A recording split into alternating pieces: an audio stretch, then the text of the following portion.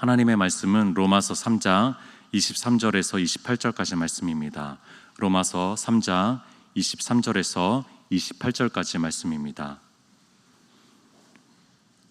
로마서 3장 23절에서 28절까지 말씀을 한 절씩 교독하면서 봉독하면 좋겠습니다.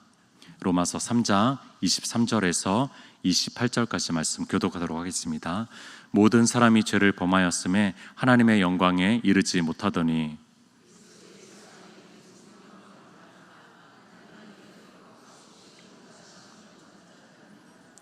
이 예수를 하나님이 그의 피로써 믿음으로 말미암는 화목제물로 세우셨으니 이는 하나님께서 길이 참으시는 중에 전에 지은 죄를 간과하심으로 자기의 의로우심을 나타내려 하심이니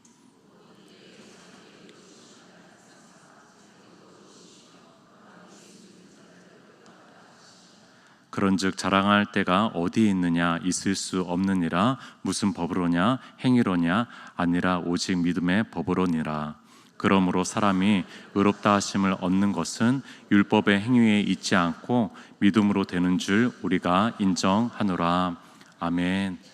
오늘 23절 말씀에 모든 사람이 죄를 범하였음에 하나님의 영광에 이르지 못하더니, 우리가 잘 암송하는 구절 중에 한 구절입니다. 예전에 이 구절 앞에 오랫동안 묵상했던 시간들이 있었던 것 같습니다. 이런 질문을 던지면서요, 죄가 무엇이길래 하나님의 영광 앞에 나아가지 못하는 것일까? 그리고 이 하나님의 영광은 도대체 무슨 의미를 의미하나라는 생각을 가지고 이 구절 앞에서 좀 오랫동안 머물렀던 시간들이 있었던 것 같습니다. 벌써 제가 이제 목사 안수를 받은 지 8년, 9년이 지난 것 같습니다. 10년 됐나요? 이 은평교회에서 목사 안수를 받을 수 있어서 너무나 감사합니다. 그 목사 안수 받을 때 오신 분들에게 답례품을 준비를 했는데 수건이었습니다. 그때 그래서 수건이 저희 집에도 이제 몇 장이 있었는데, 그 수건이 화장실에 걸려 있는 것을 보면서 이때 축하한 분들을 떠올리면서 좋은 목사가 돼야지, 좋은 목회자가 돼야지, 화장실에 가면은 이제 그 목사 안수 기념 선물이 있으니까, 답례품이 있으니까 제가 그걸 보면서 그런 마음이 들더라고요. 좋은 목사가 돼야 되는데, 축하해 주신 분들에 대한 그런 보답을 해야 되는데 라는 생각이 드는데, 어제도 큰 실수를 하나 한 거예요. 너무 바쁘다 보니까 제가 약속을 30분이나 이제 어긴 거죠. 그래서 그 집사님이 좀 너무 죄송한 마음이 들었던 시간이었습니다. 정말 바쁘더라고요. 너무 바쁘더라고요. 우리 현대인들이 참 바쁜 것처럼 현대 목회자들도 너무나 다 바쁜 것을 많이 느끼고 있습니다. 바쁘다 보니까 그런 실수도 하고 너무나 미안해지는 어제 순간들이 있었습니다.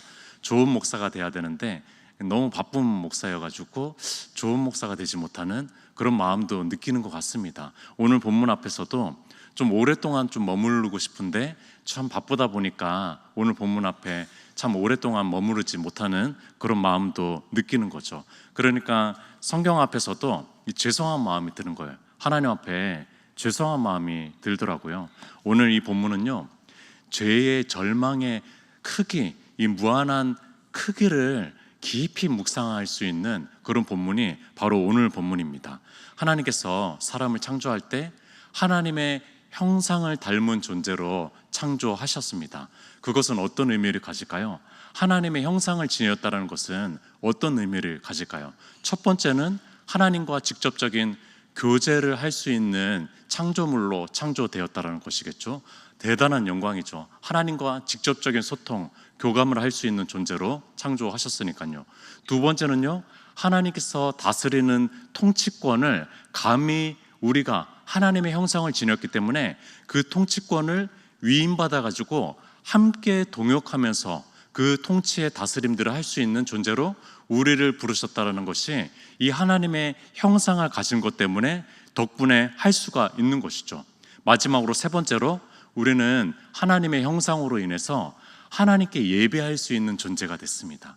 우리는 다른 사람을 대표해서, 다른 누구 피조물을 대표해서 우리는 하나님을 예배할 수 있는 존재가 된 것이죠. 교제할 수 있게 됐고 다스림을 위임받을 수 있게 된 것이고 또 왕 같은 제사장으로서 하나님을 예배할 수 있는 이 무한한 영광 속에서 우리는 설 수 있는 존재가 되었다는 것입니다. 그런데 이 모든 영광을 잃은 존재가 됐다는 거예요. 그 영광의 자리에 나아갈 수 없는 존재가 됐다는 겁니다. 하나님의 형상이 형편없이 손상이 된 것이에요. 그러니까 하나님의 영광에 이루고 싶어도 그렇게 될 수 없는 존재가 됐다는 것입니다. 우리는 실낙원을 살아가고 있습니다. 에덴 동산의 그 낙원이 아니라 그 낙원을 잃은 실낙원의 삶을 살아가고 있는 것이죠. 창세기 3장 24절에 하나님이 그 사람을 쫓아내시고 에덴 동산 동쪽에 그룹들과 두루 도는 불칼을 두어 생명나무의 길을 지키게 하시니라. 쫓아내셨대요. 쫓아내셨습니다. 우리를 낙원을 잃은 존재로, 실낙원을 살아가는 존재로 우리를 쫓아내셨다라는 겁니다. 생명나무를 지키고 있으니까 드나들 수가 없는 것이요. 그 에덴 동산에 있을 때는 그 에덴 동산에 있는 생명나무, 그 소중한 생명나무를 마음껏 먹을 수가 있었죠. 마음껏 따 먹을 수가 있었습니다. 그렇기 때문에 영원한 생명을 누릴 수 있었던 그 영광의 존재가 그것을 잃게 된 것이죠. 이렇게 완벽한 삶의 장을 딱 찬조하시고 나서 그 선악과를 따먹었다는 것만으로 어떻게 하나님께서 이 사람을 내쫓을 수 있을까라는 생각이 들지만 이것은 하나님의 주권을 모르는 것이죠. 이것은 하나님의 주권을 모르는 겁니다. 우리는요, 하나님의 의존적인 존재로 만들어졌지 하나님과 동등한 존재로 만들어지지 않았다라는 것이죠. 그것을 보여주는 하나의 그 표지가 그 선악과였다라는 것입니다. 하나님은 피조물을 의존적인 것으로 창조하셨고 누릴 것들을 다 주었지만 그러나 그 주신 분을 기억해야 되는 존재가 바로 우리라는 겁니다. 그러니까 우리가 주체적일 수 없다라는 거죠. 우리는 독립적일 수 없다라는 거죠. 우리는 이제 그렇게 되면서 실낙원의 삶, 낙원을 잃은 삶으로 들어가게 된 것이죠. 그래서 하나님과 교제하는 특권을 잃어버렸고요. 또 하나님을 마음껏 찬양하고 마음껏 영광 돌리고 마음껏 예배하는 제사장적인 역할도 잃어버리게 됐고 또 왕으로서 통치할 수 있는, 왕의 위임을 받은 자로서 통치할 수 있는 통치권이라고 하는 그 위엄도 잃어버린 존재가 바로 사람이라는 겁니다. 그러니까 오늘 모든 사람이 죄를 범하였음에 하나님의 영광에 이르지 못하더니 쉽게 암송할 수 있는 구절이고 쉽게 기억할 수 있는 구절이고 우리가 많이 들었던 이 구절이지만 아무렇게나 선언할 수 없는 선언이고 이것은 굉장히 절망스러운 선언이고 이것은 신앙적으로 인간 존재의 절망을 얘기해주는 선언이라는 겁니다. 이것은 엄청나게 인간의 절망스럽고 낙심될 수밖에 없는 존재 선언을 얘기해 주는 것이 바로 오늘 9절 23절이라는 겁니다. 무한한 죄의 깊이로 들어가 보니까 무한한 하나님의 영광을 잃어버린 존재에 대한 이 엄청난 간극을 어떻게 메울 수 없는 그런 이야기를 오늘 하는 것입니다. 죄로 인해서 조금 부자유해졌죠. 죄로 인해서 불안한 마음이 들기도 했죠. 죄로 인해서 불편한 무엇이 생기기도 했습니다. 그러나 그 정도가 아니다라는 겁니다. 죄로 인해서 모든 것을 다 잃었다라는 선언입니다. 죄로 인해서 절대적인 가치인 모든 것을 가진 그 하나님의 영광을 잃어버렸다라는 선언이 바로 오늘 23절이라는 것입니다. 우리는 우리의 삶 가운데 뭔가 잘못돼서 사회적인 위치를 잃어버리기도 합니다. 부도가 나기도 하고 파산이 나기도 하고 사업이 어려워지기도 하고 또 직장에서 내몰려지기도 하고요. 심지어 우리가 사랑하는 가족들이 먼저 세상을 떠나기도 합니다. 그러나 그보다 더 심각한 것은 하나님의 영광을 잃어버린 것이라는 거예요. 죄로 인해서 우한질고가 생겼어요. 죄로 인해서 누군가가 죽었어요. 죄로 인해서 어떤 문제가 발생했어요 라는 것은 우리가 크게 느끼잖아요. 그런 사람이 있다면 너무나 딱하게 여겨지잖아요. 그러나 죄로 인해서 하나님의 영광을 잃어버렸어요 라는 것은 우리가 그 감각의 수준이 매우 낮다라는 거예요. 매우 낮다라는 거죠. 이것을 잃어버렸기 때문에 그래요. 하나님에 대한 영광의 감각을 잃어버렸기 때문에 그렇습니다. 그래서 구원은 이 감각을 회복하는 겁니다. 구원은요, 하나님의 이 무한한 영광을 내가 잃어버린 것이지 라는 감각을 회복하는 것이 구원이고, 내가 하나님의 영광의 자리까지 나아갈 수 있게 하는 것, 이것이 바로 구원이라는 겁니다. 개인적으로 이런 소원이 생깁니다. 점점 갈수록 죄에 대해서는 민감해지고 하나님의 영광에 대해서는 더 열망이 생기고 더 순수해지고 더 뜨거워지는 마음이 되는 사람이 되고 싶다라는 생각이 들어요. 우리 모두 다 그랬으면 좋겠습니다. 죄에 대해서는 더 민감해지지만, 그러나 하나님의 영광에 대해서는 더 순수한 마음이 되어지고 더 뜨거운 마음이 되어지고 더 열망이 커지는 그런 사람이 되고 싶습니다. 바울은 오늘 본문에 구원을 설명하기 위해서, 이것이 구원이라고 했는데 이 구원을 설명하기 위해서 우리가 하나님의 영광을 되찾아야 되잖아요. 그런 구원을 설명하기 위해서 세 가지의 단어를 꺼내 듭니다. 세 가지의 단어를 소개하도록 하겠습니다. 24절 앞부분에 있는 속량이라는 단어입니다. 속량이라는 단어. 두 번째는요, 24절 끝부분에 있는 의롭다라고 하는 단어입니다. 그리고 25절 중간 부분에 세 번째 화목제물이라는 이 세 가지의 용어를 끄집어냅니다. 속량이라는 단어는 상업적인 용어라는 거 잘 아시죠? 노예시장에서 있는 상업적인 용어입니다. 의롭다라는 용어는 법정적인 용어입니다. 법정에서 의롭다라고, 죄인이다, 의롭다라고 칭하는 것처럼 법정 용어입니다. 그리고 세 번째는 화목제물은 너무나 잘 아는 것처럼 그 제사, 이스라엘 백성들이 늘 제사했던 것처럼 제사법적인 용어가 바로 화목제물입니다. 바울은 언어의 마술사입니다. 바울은요, 그 당시에 가장 쉽게 설명하기 위해서 이 구원을 정확하게 설명하고 싶고 이 구원에 대해서 그들에게 생생하게 설명하기 위해서 이 세 가지의 용어를 끄집어냈다라는 겁니다. 언어의 마술사죠.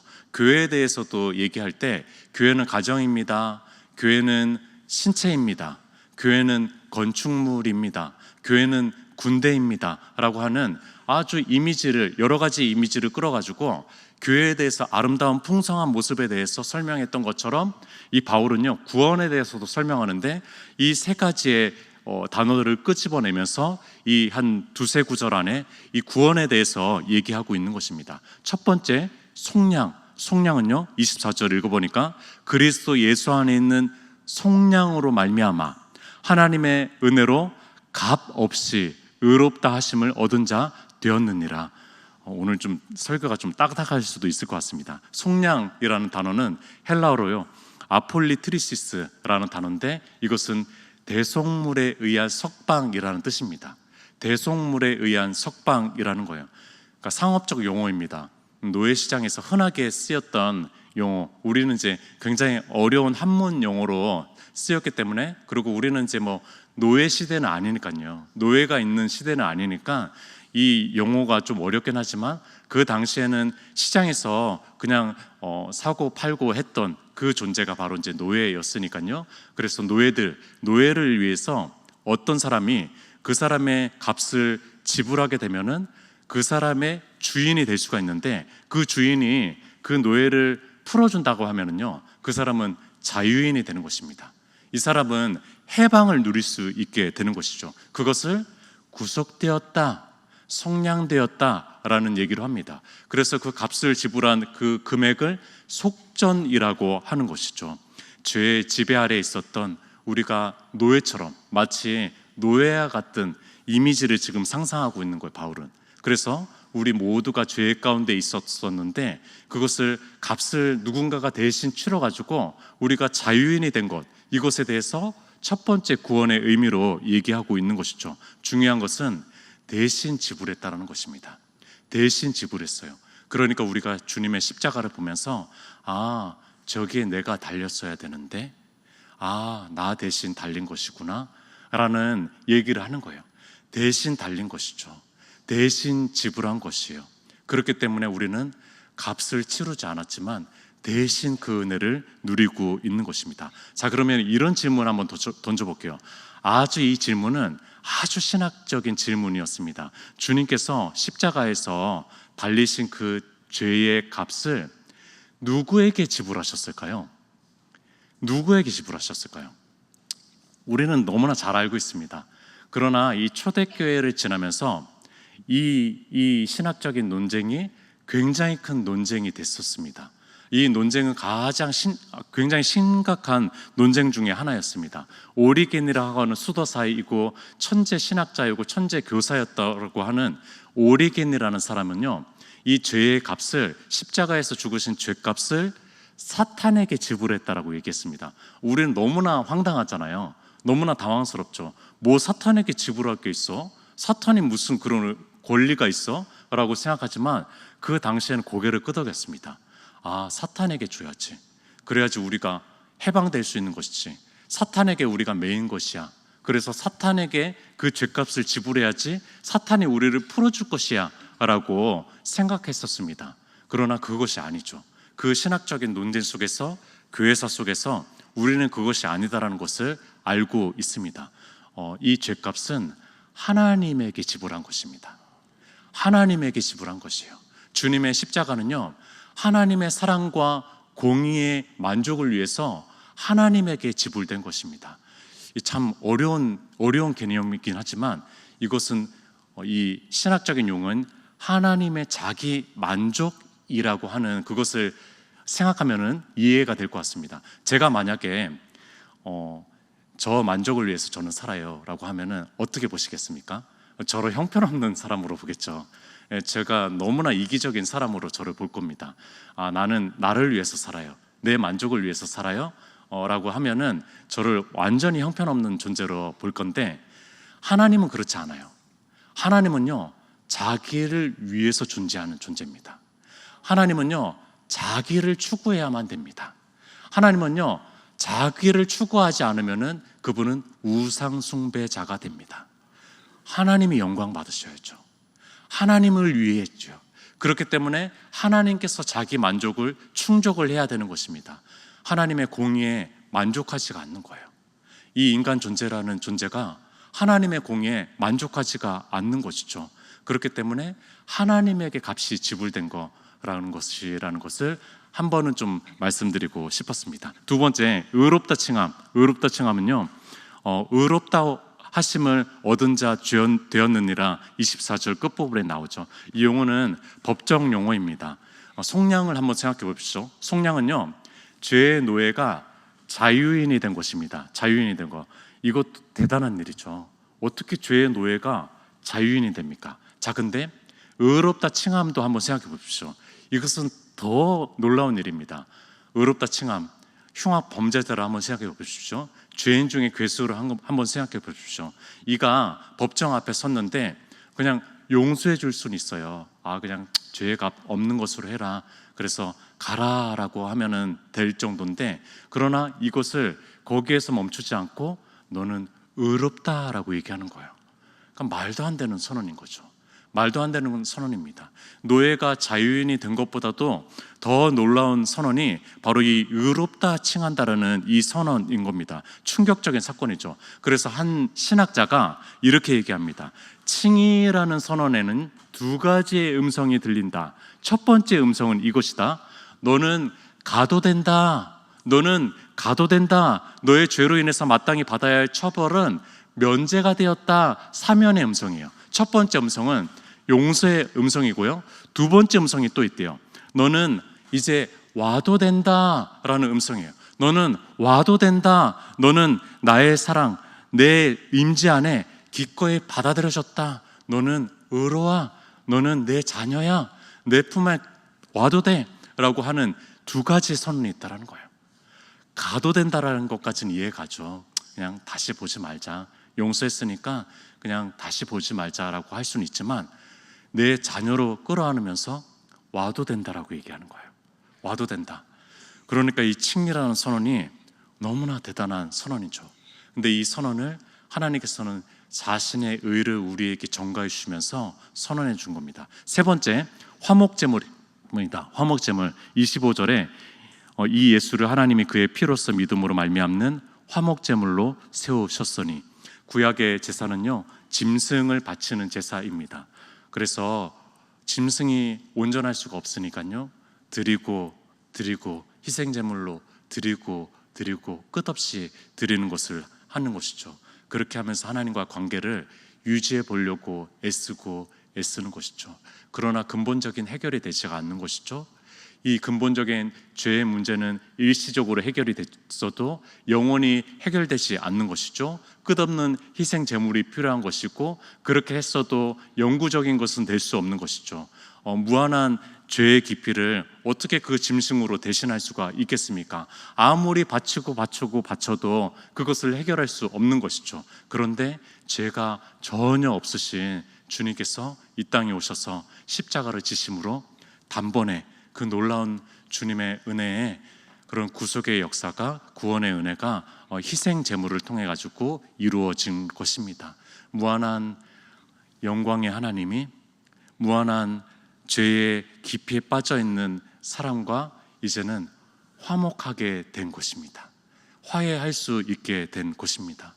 건널 수 없는 무한한 강이 있었는데 그 강을 건널 수 있게 된 것이죠. 주님은요, 우리를 자유인으로 살아가기 위해서 속량의 값을 치르셨습니다. 주님은요, 우리를 하늘의 위험한 심판대 앞에서 너희 의롭다 라고 판결 내리기 위해서 참된 의가 되셨습니다. 주님은요, 하나님과 우리와의 그 무한히 끊어진 그런 관계성을 회복하기 위해서, 다시 그 영광에 들어가기 위해서, 이룰 수 있도록 하기 위해서 화목제물이 되어주셨습니다. 다 주님이 하셨습니다. 다 주님이 하셨어요. 그러니까 구원은요, 주님이 하신 일들이라는 것입니다.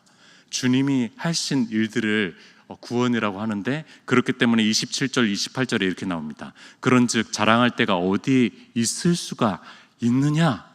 무슨 법으로냐? 행위로냐? 아니다. 오직 믿음의 법으로니라. 그러므로 사람이 의롭다 하심을 얻는 것은 율법의 행위에 있지 않아 믿음으로 되는 줄 우리가 인정하지 않니? 라고 얘기하는 것입니다. 오직 믿음의 법입니다. 이 어마어마한 구원의 사건은요, 하나님께서 다 하셨어요. 다 하셨고, 우리는 믿음으로 그것을 받아들이는 것이고, 그것을 받아들이면서 주님을 우리의 주인으로 모시는 것이죠. 이 믿음의 법으로 오늘도 자유인으로 살아가셨으면 좋겠습니다. 오늘도 의인으로 살아가셨으면 좋겠습니다. 하늘 보좌에 마음껏 드나드는 그런 화평한 자로 살아가셨으면 좋겠습니다. 지난 금요일에는 만인 유죄 전적 부패라는 이제 제목으로 십자가 앞에서 죄인임을 깨달으십시오라고 제가 얘기했다면요, 오늘은요, 의인임을 깨닫는 시간이 되었으면 좋겠습니다. 오늘 찬양에 이렇게 나왔잖아요. 내 주의 보혈은 정하고 정하다, 내 죄를 정케 하신 주 날 오라 하시네. 5절에 그런 의심이 들 때가 있습니다. 내가 구원받은 존재인가? 내가 하나님의 영광에 드나들 수 있는 존재인가? 그런데 5절을 기억하십시오. 그 피가 마음속에 큰 증거 됩니다. 내 기도 소리 들으사 다 허락하소서. 내가 주께로 지금 가오니 십자가의 보혈로 날 씻어 주소서. 주님 십자가 앞에서 우리가 죄인임을 깨닫는 동시에 놀랍게 쏟아지는 주님의 보혈에 마음속에 채워지는 그 증거 때문에, 나 의인이군요, 나 하나님의 자녀이군요, 나 하나님 앞에 또 오늘도 나아갈 수 있군요 라는 것을 깨닫는 오늘 하루가 되었으면 좋겠습니다. 함께 기도하도록 하겠습니다. 우리 오늘 십자가 앞에서 다시 한번 주님께서 허락하신 구원을 믿음으로 받아들이면서 우리가 주님 앞에 나아갑니다. 내가 주님 앞에 나아갑니다. 더 가까이 나아갑니다. 나를 의롭다 칭하신, 나를 하나님의 자녀 삼으신 주님 앞에 더 가까이 나아가오니 내 기도를 들어주시옵소서. 이렇게 기도했으면 좋겠습니다. 주여 한번 외치고 기도하도록 하겠습니다.